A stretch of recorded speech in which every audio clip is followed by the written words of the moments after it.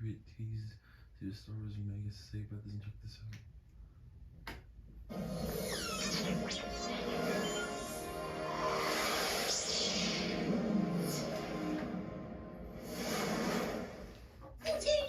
Hello my dear friends, and welcome back to another video. So today we've got more updates for The Mandalorian Season 3. We're now just 6 days away. I'm so excited to share this with you because it's so huge. The official Star Wars Twitter account Japan, of all places, has teased a secret connection between Din Djarin and Bo-Katan's past, which is going to be revealed in the 3rd season. I saw this posted in a couple of places and I was a little bit skeptical. I didn't believe it without translating it for myself, so I ran it through Convertio and then Google Translate, and it turns out it's true. They do tease an aspect of Bo-Katan and Din's past which connects them, and not just in reference to the Darksaber, which is obvious, but something in both of their past, which, quote, will become known in the 3rd season. This is really big, and might just confirm some fan theories, some of which I put forward after Season 2, back in 2020. Can you believe it's already been 3 years? Unbelievable. So here's my thinking. Bo-Katan was involved with Death Watch around the same time they rescued Din and made him a foundling. Is there something she knows about him?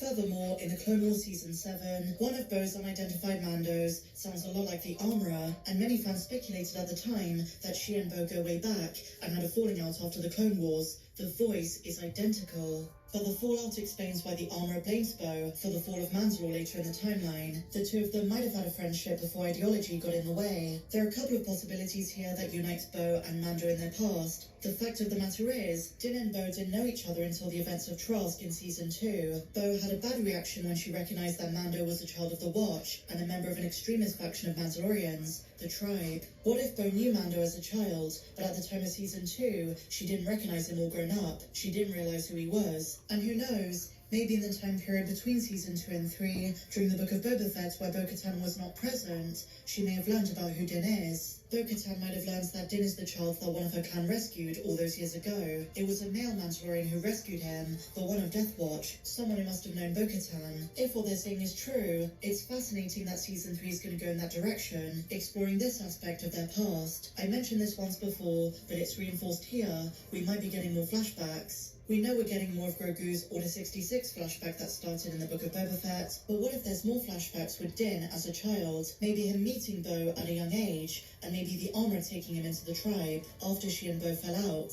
Some really exciting stuff. We love secrets and big reveals in Star Wars, especially with characters we're just discovering, such as Din's backstory, and we still don't know who his parents were.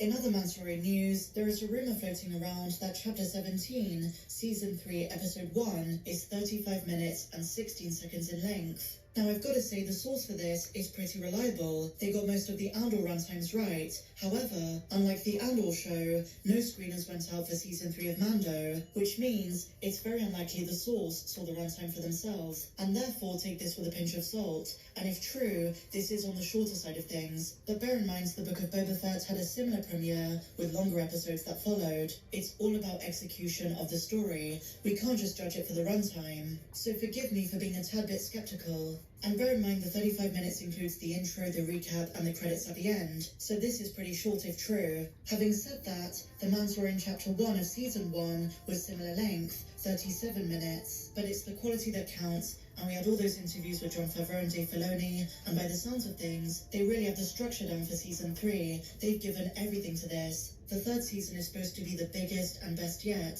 the best cinematography, the most world building, and the highest stakes. So even if it is 35, I trust Jon and Dave know what they're doing, and episode lengths do vary, so this isn't the worst news in the world if it is true. And I do say if, because it's hard to fathom how the source got the information. Everything concerning The Mandalorian is very secretive. We had members of the cast say that they went on set with cloaks on, so they couldn't see what was going on outside of their own scenes. It's all very hush, so with no screeners, I don't know how they would have got this information. It could just be a guess, but given their track record, it might actually be credible, but let's wait and see.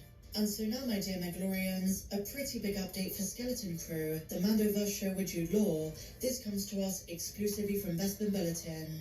They say Sean Porter, the director of photography on the Academy Award-winning Green Book, has boarded Skeleton Crew, a live-action Star Wars series created by Spider-Man No Way Home director John Watts and Chaos Walking writer Christopher Ford.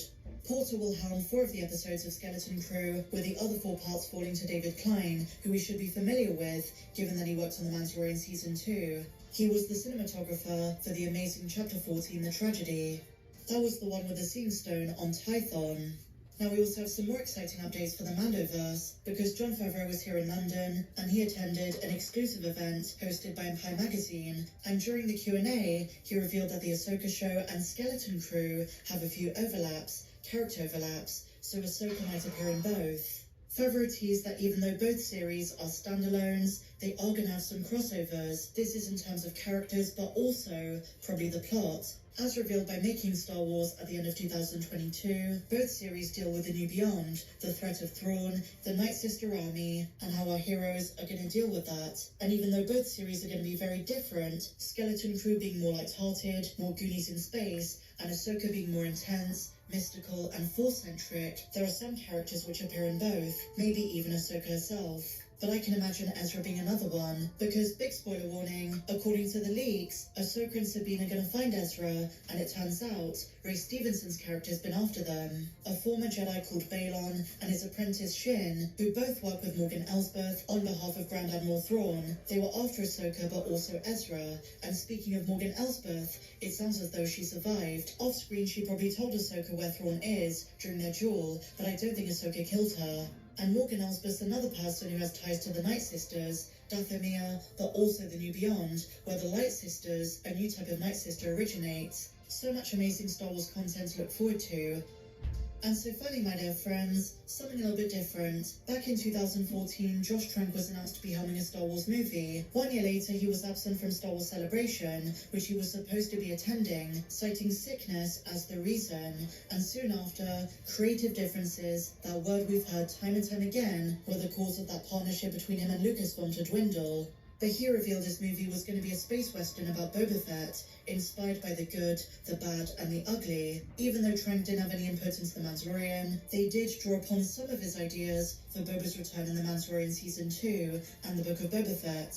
But unlike the series by Robert Rodriguez, his version of Boba would have been very different, a different take altogether. Much more like the Boba Fett from the Legends comics, where he was a ruthless bounty hunter. It would have gone very, very hard.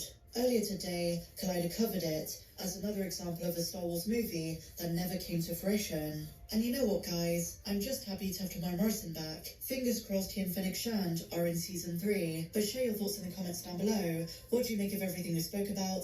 If you enjoyed this video, please be sure to give me a big fat thumbs up, subscribe if you're new, and if you want more videos that you can't find here on YouTube, while also getting access to my podcast, our Discord server, and getting your name at the end of my videos, then click the link down there in the description. But until the next one, guys, may the Force be with you always. Subscribe, like this video. Have a great day, and see you guys. Bye.